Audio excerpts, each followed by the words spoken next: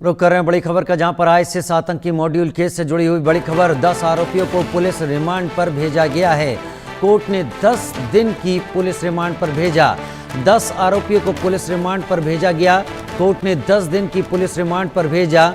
देश भर से 10 आरोपियों की गिरफ्तारी हुई थी। कम उम्र की लड़कियों को ये निशाना बनाते थे, आतंकी गतिविधियों में इस्तेमाल करते थे। आईएसआईएस का मॉड्यूल, ये चेहरे आपके टीवी स्क्रीन पर जो इस मॉड्यूल से जुड़े हुए हैं, इनको 10 दिन की पुलिस रिमांड पर भेज दिया गया है। कम उम्र की लड़कियां इनके निशाने पर होती थी।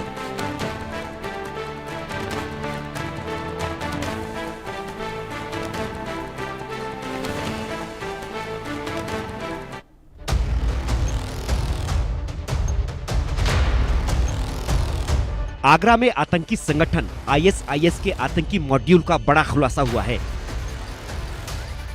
आईएसआईएस के आतंकी मॉड्यूल के खुलासे से धर्मांतरण और लव जिहाद से भी बड़ी साजिश सामने आई है, जिसमें मासूम लड़कियों को पहले प्रेम जाल में फंसाया जाता है और फिर उनका धर्म परिवर्तन कर उन्हें आतंकी घटनाओं में इस्तेमाल किया जाता है। आईएसआईएस के इस मॉड्यूल के पास से एक तस्वीर भी बरामद हुई है, जिसमें एक लड़की ने अपने हाथों में AK-47 थाम रखा है।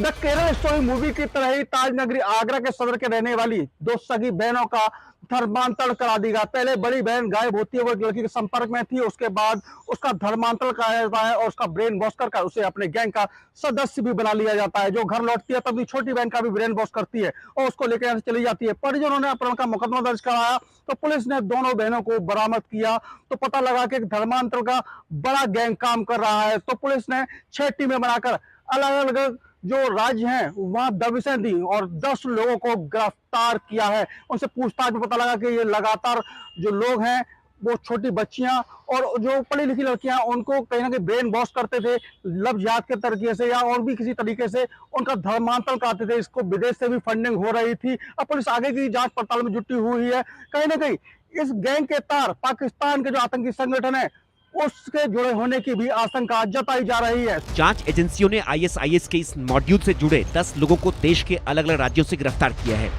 गिरफ्तार आरोपी अलग अलग राज्यों में कम उम्र की लड़कियों को निशाना बनाते थे। लड़कियों को लालच, प्रेम में फंसाकर लव जिहाद कर धर्मांतरण करवाते थे। अवैध धर्मांतरण का ये मोडस ऑपरेंडी आईएसआईएस का सिग्नेचर स्टाइल है। वहीं से दबिश देकर इनको गिरफ्तार सबको किया गया है। इसके लिए बाकायदा जो एविडेंसेस हमारे पास आए थे थ्रू साइबर इन्वेस्टिगेशन, उसको माननीय न्यायालय के सामने प्रस्तुत किया गया और वहाँ से वारंट लेकर के इन प्रदेशों में जो BNSS की प्रक्रिया है उसके अनुसार वहाँ पर लोकल पुलिस की सहायता प्राप्त करते हुए उनको गिरफ्तार किया गया।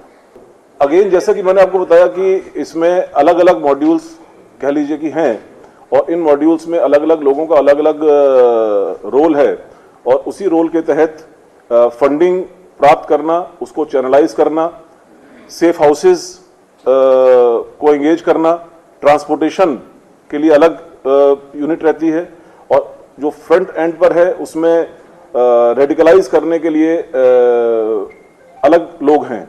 तो ये सभी इसमें कुछ हम लोगों को इसके जो इंटरमीडिएट स्टेज के जो कोऑर्डिनेटर हैं या मुखिया हैं उनके बारे में जानकारी प्राप्त हुई है और उनसे भी पूछताछ की जा रही है। तो आगे के इन्वेस्टिगेशन में और चीजें सामने आएंगी। ये अभी तक दोनों के बीच में कोई कनेक्शन सामने नहीं आया है।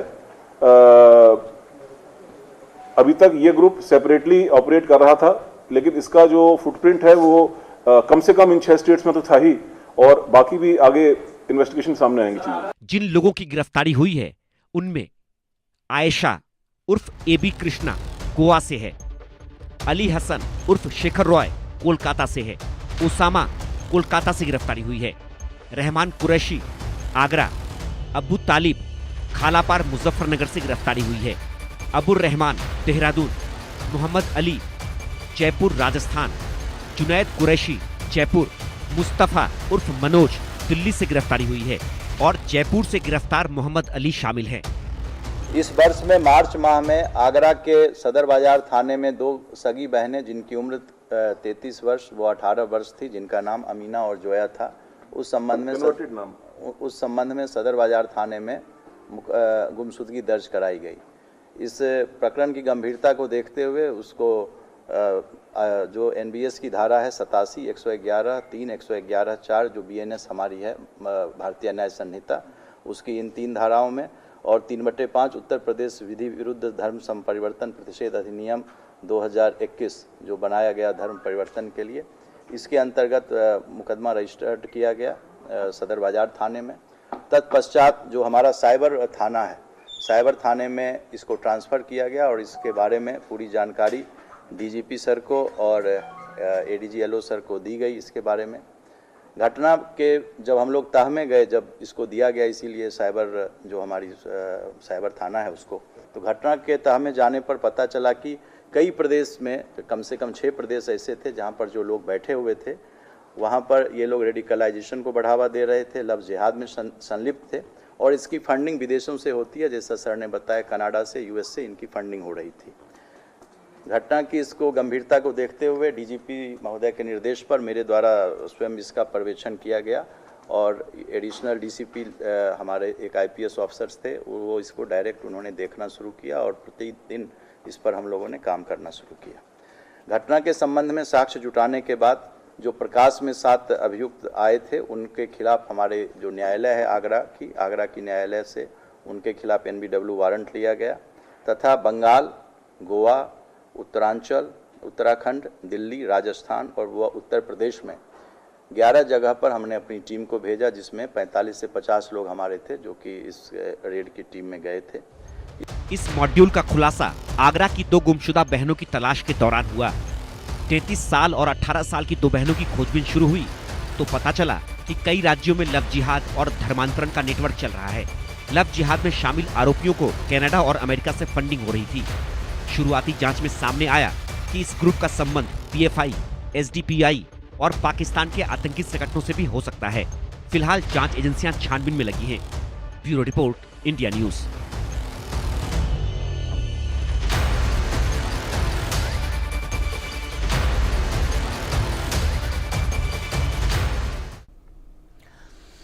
चुनावी वर्ष में बिहार में रोजगार, पलायन और बेरोजगारी का बड़ा मुद्दा है और इसको लेकर विपक्ष लगातार नीतीश सरकार पर आक्रामक है। इसी क्रम में कांग्रेस ने बिहार की